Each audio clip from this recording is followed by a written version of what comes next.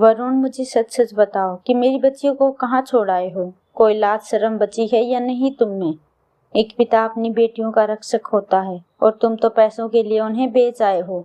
मेरी रो रो कर बुरी हालत थी। मैं घर पर नहीं थी और पता नहीं कब मेरा पति वरुण मेरी बच्चियों को कहाँ और कैसे बेच आया। और उस वक्त मुझे यही समझ नहीं आ रहा था कि ढूंढूं तो कहाँ से ढूंढूं, किससे पूछूं। तब वरुण कहने लगा कि तुम चिंता मत करो, तुम्हारी बेटियां जहाँ हैं वहाँ उन्हें सारी सुख सुविधाएं मिल रही हैं। और वैसे भी उनका भार उठाना मेरी पहुंच से बाहर था और कल को उनकी शादी भी तो करनी पड़ती और मैं इतने पैसे कहाँ से लाता।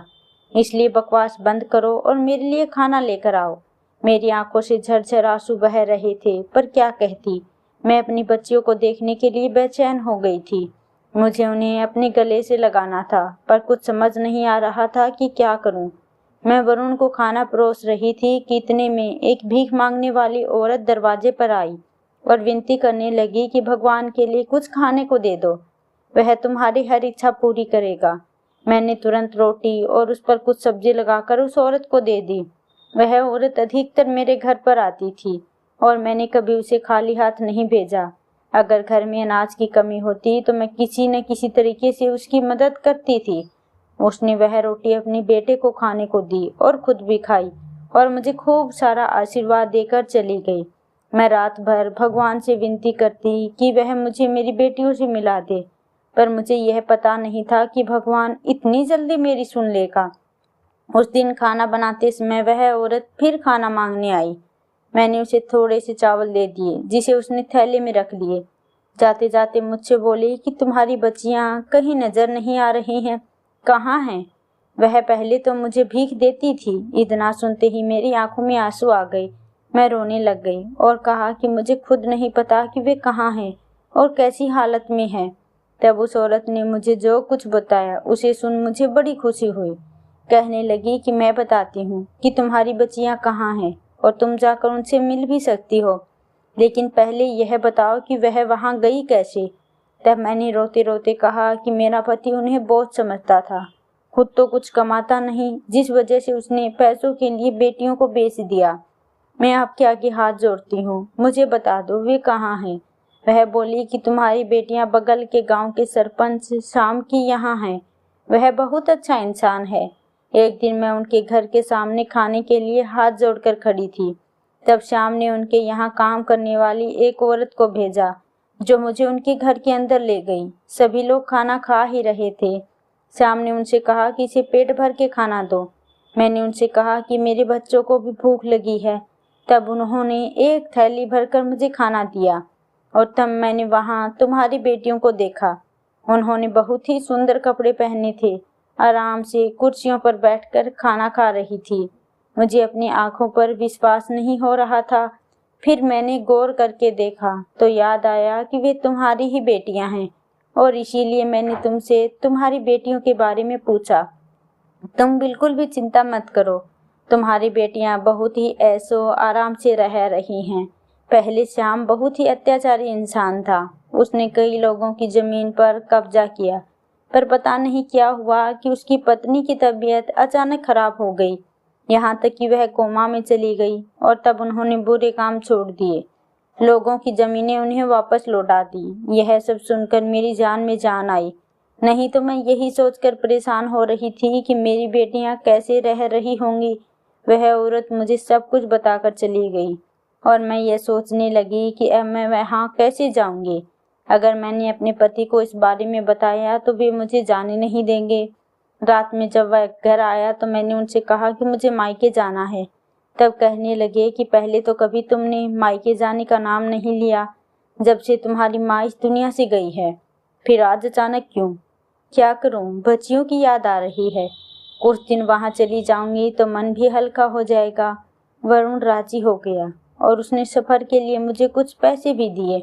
दूसरे दिन मैं तुरंत ही अपना सामान बांधकर घर से निकली और उस गांव के पास पहुंची। क्योंकि मुझे उस सरपंच के घर का पता नहीं था, इसलिए मैंने रास्ते से जाती हुई एक औरत से पूछा तो बड़ी हैरानी से मेरी तरफ देखकर बोली कि कहाँ से आई हो, सरपंच के घर का पता क्यों पूछ रही हो। मैंने उससे यह बात छुपाई कि मैं अपनी बेटियों के लिए आई हूँ। मैंने उससे कहा कि मेरा इस दुनिया में कोई नहीं है और मैंने सुना है कि सरपंच बहुत दयालु इंसान है। वह गरीबों की मदद करता है, उन्हें सहारा देता है। कृपया मुझे उनका पता बता दो। उस औरत ने एक लड़के को मेरे साथ भेजा और वह लड़का मुझे सरपंच के घर के सामने छोड़कर चला गया। वह घर कम और महल ज्यादा लग रहा था। मैं वहीं खड़ी होकर उस महल को एकटक देखे जा रही थी। गेट पर 2 पहरेदार खड़े थे। उनमें से एक मेरे पास आया और पूछने लगा, कौन हो तुम? यहाँ क्यों खड़ी हो? उनके ऐसे पूछते ही मुझे पसीना आने लगा, पैर कांपने लगे और इस समय मैं बोली, भैया मुझे सरपंच जी से मिलना है, मुझे काम की जरूरत है। मैं अच्छा खाना बना लेती हूँ और घर के काम भी बहुत अच्छे से करती हूँ। देखो मालिक अभी बाहर गए हुए हैं, तुम बाद में फिर कभी आना। साहब मैं बहुत दूर से आई हूँ। कुछ देर चुप रहने के बाद वह आदमी बोला कि अच्छा तुम अंदर आओ, और फिर वह मुझे अंदर ले गया और आंगन में बैठने के लिए कहा, यहाँ से कहीं मत जाना, मैं अंदर देख कर आता हूँ। फिर वह आदमी अंदर चला गया और मैंने चैन की सांस ली और सरपंच के आने की राह देखने लगी। 3 घंटे तक इंतजार किया पर घर का कोई इंसान नजर नहीं आया। उतने में मुझे गाड़ी की आवाज आई और मैं तुरंत उठकर खड़ी हो गई। गाड़ी की आवाज से तुरंत गेट खोला गया और एक बड़ी सी गाड़ी का दरवाजा एक आदमी ने खोला और उतने में सरपंच बाहर निकले और तुरंत ही घर के अंदर चले गए। मैं उनके पीछे जा रही थी कि तभी एक पहरेदार ने मुझे रोक लिया और कहा कि तुम यहीं रुको, मैं मालिक से पूछ कर आता हूँ और फिर तुम्हें बताता हूँ। मैं फिर से वहीं बैठ गई। कुछ देर बाद वह आदमी मुझे अंदर ले जाने के लिए आया। मैंने अपने हाथ की गठरी उठाई और अपनी साड़ी से अपना मुंह ढक लिया ताकि मुझे मेरी बेटी पहचान न सके और वह कैसी हालत में है मैं यह देख सकूं। सामने सरपंच सोफे पर बैठे हुए थे। मैंने जाते ही उनके पैर पकड़ लिए। उतने में ही उन्होंने मुझे उठने के लिए कहा और पूछने लगा कि मैं तुम्हारी क्या मदद कर सकता हूँ। मालिक मुझे काम की जरूरत है। पर तुम कहाँ से आई हो? यहाँ की तो नहीं हो। मालिक मैं बगल के गांव में रहती हूँ, मेरा इस दुनिया में कोई नहीं है। पहले मैं एक के यहाँ काम करती थी लेकिन अब वे शहर चले गए हैं। मेरे पास अब कोई काम नहीं है। मैंने आपके बारे में बहुत सुन रखा है। मैं बहुत अच्छा खाना बना लेती हूँ और घर के काम भी अच्छे से कर लेती हूँ।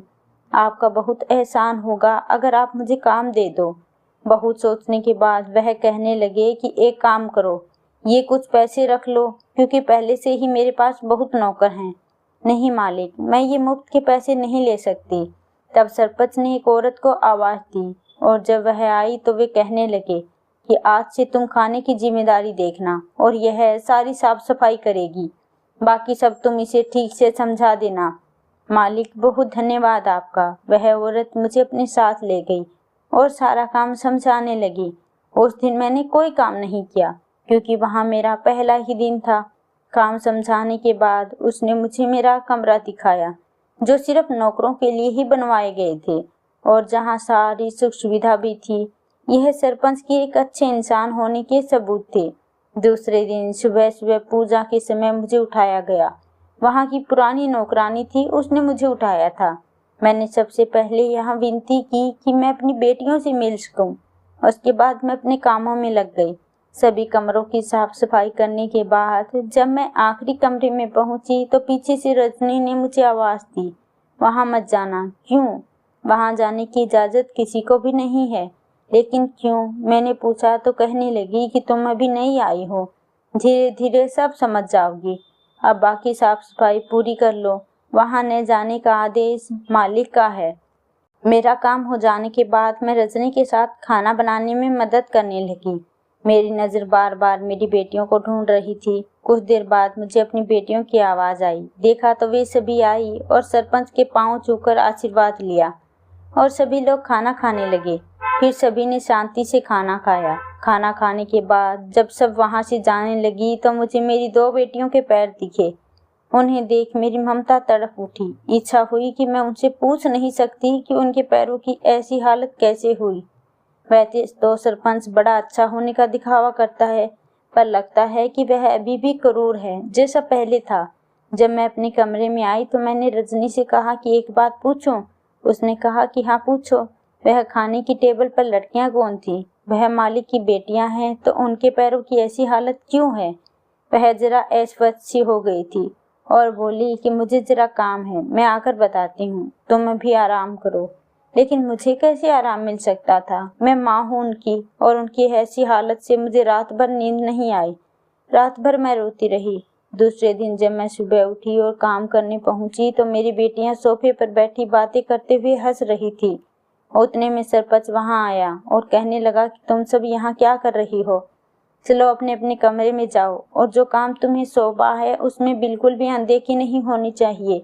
इतना सुनते ही वे सभी वहां से उठकर उस कमरे में गई जहां मुझे रजनी ने जाने से मना किया था। लेकिन मैंने भी ठान लिया था कि मैं सच्चाई जानकर ही रहूंगी कि आखिर बात क्या है और क्यों मेरी बेटियों के पैर ऐसे हैं, उन्हें क्यों इतना परेशान किया जा रहा है। वह सिर्फ खाने के लिए नीचे आती हैं और फिर उसी कमरे में चली जाती हैं।